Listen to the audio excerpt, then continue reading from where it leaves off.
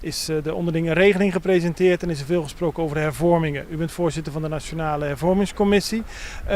Maar de afgelopen dagen is het ook over geld gegaan. Hè? Er is gesproken over 1,2 miljard, andere bedragen zijn genoemd. Wat kunt u zeggen van het geld dat beschikbaar is voor de hervormingen voor de komende jaren?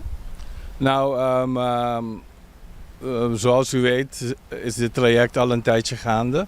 En vanaf 2021 zijn er door Nederland begrotingen opgesteld. En die begrotingen zijn, zoals ik heb begrepen, is dat hetzelfde gebleven. Vanaf het moment dat wij als landen, Aruba, Curaçao, Sint Maarten, begonnen zijn met de besprekingen over het voorstel voor een consensusrijkswet COHO, was er een bepaalde begroting. En die begroting is, zoals enkelen zeggen, naar de Tweede Kamer gestuurd. Die begroting was inderdaad zo 457 miljoen. Maar het betrof geen investeringen in economische sectoren. Maar gewoon een begroting wat ging over de subsidies die toen ter beschikking werden gesteld. Maar ook bijvoorbeeld, zoals Nederland dat noemt, investeringen in de rechtshandhaving en dergelijke meer. Het is een gedetailleerd overzicht daarvan. Dat overzicht is met de staat die destijds naar de Tweede Kamer is gestuurd niet gepubliceerd. Maar bij de onderlinge regeling is ook een dergelijk overzicht gemaakt. En dan kun je daaruit afleiden dat de bedragen gewoon zijn aangepast in de tijd. Dus vanaf 2021 tot en met 2023. En dat er op de staat een jaar bij is gekomen. Want de vorige staat was van 2021 tot en met 2026. In het kader van het 6-jarige bestaan van wat toen COHO moest worden. Maar Nederland werkt met een meerjarig financieel kader van 7 jaar. En het 7e jaar is 2027 erbij gekomen. Maar de bedragen zijn, qua posten, zijn die zo'n beetje hetzelfde gebleven. En de posten zijn nu gezamenlijk zo'n 610 miljoen euro voor de periode van 7 jaar. Dat komt dus op zo'n 1,2 miljard gulden. Dat betekent niet dat er aparte fondsen waren ter waarde van 457 miljoen euro voor investeringen en bedrijven in de landen. Men heeft dat zo opgevat vanwege het begrip investeringen, maar dat is zo foutief ingevuld.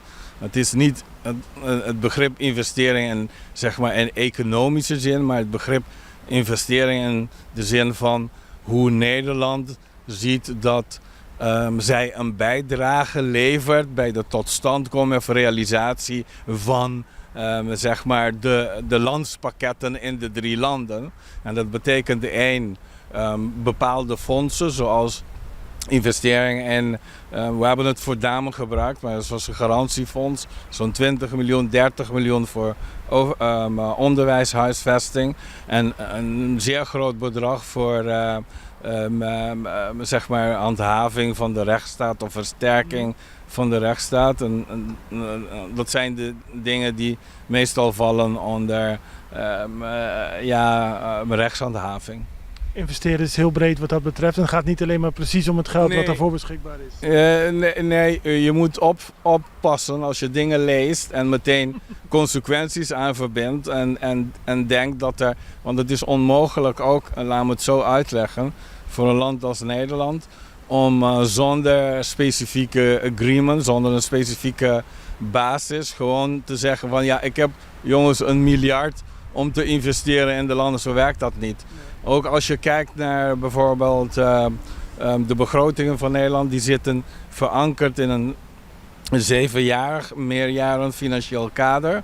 En ook voor de onderhandeling voor wat betreft de herfinanciering van de lenen vraagt Nederland bijvoorbeeld van ons een meerjarig economisch kader. Dus er moet wel een basis zijn, een plan van aanpak, er moet een document zijn waarop je dingen baseert.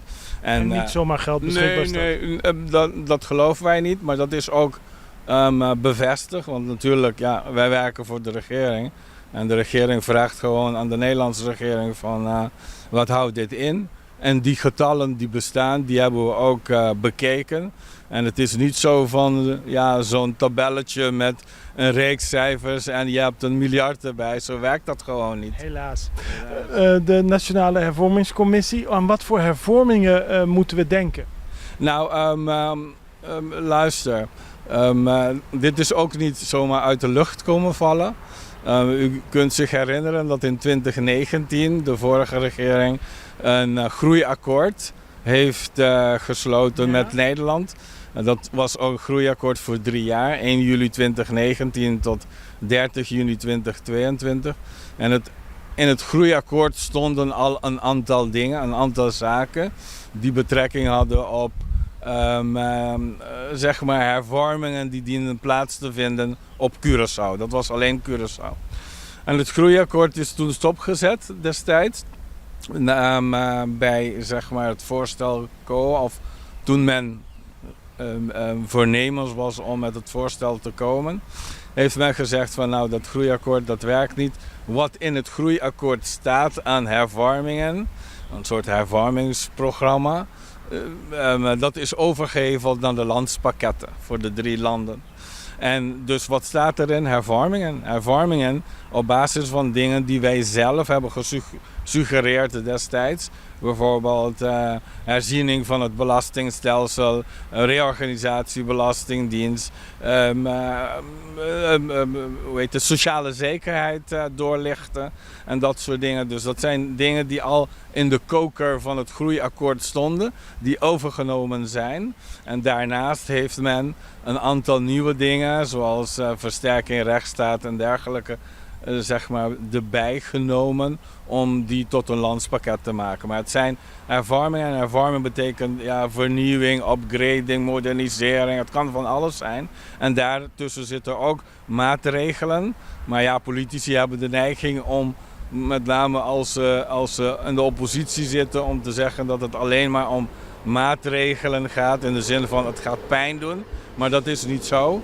Omdat het hervormingsprogramma eigenlijk bestaat uit heel veel projecten, programma's, maar ook maatregelen die bedoeld zijn om het land minder kwetsbaar te maken voor externe schokken. Dat is goed dat u dat uitlegt, want er wordt vaak gezegd van maatregelen, dat gaat ons in de portemonnee of wat dan ook treffen. Maar dit zijn zaken die uiteindelijk Curaçao sterker moeten maken in de loop van de komende jaren. Ja, natuurlijk, want u weet zelf hoe het gegaan is met de coronapandemie. Ja. Tijdens de pandemie lagen we gewoon op de grond en hadden we geen geld, geen voorzieningen, geen buffers, gebrekkige infrastructuur om onze eigen mensen een beetje te helpen en de bedrijven door de crisis heen te kunnen loodsen.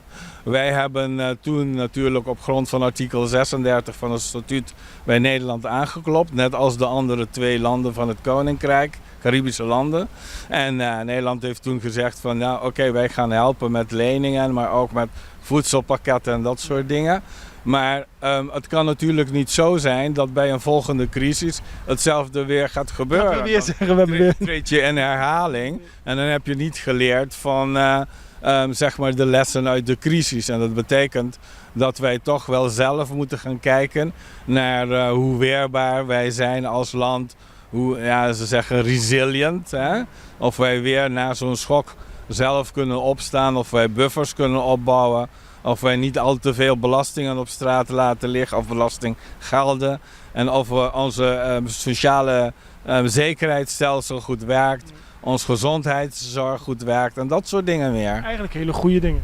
Ja, natuurlijk, want kijk, je gaat niet iets doen wat op voorhand al weet dat het niet goed is. Ik bedoel, dat is zo plan je, zo werk je en het is niet iets nieuws. Alle landen in de wereld die een beetje zeg maar naar de toekomst kijken en die weten wat er gebeurd is tijdens zo'n coronacrisis, die gaan natuurlijk maatregelen nemen om een systeem beter, efficiënter, effectiever te doen werken. En als voorzitter van de Nationale Hervormingscommissie, begeleidt u dat of houdt u in de gaten hoe het zich verder ontwikkelt? Ja, het land, zeg maar Curaçao, heeft ons ingesteld om te begeleiden, ondersteunen, toezicht te houden op de ministeries. Want kijk, Het zijn de ministers, de vakministers, die verantwoordelijk zijn voor hun eigen vakgebieden. En natuurlijk ook de projecten, programma's en maatregelen op hun vakgebieden. We noemen het de minister die het aangaat. En wij sturen de ministeries niet aan.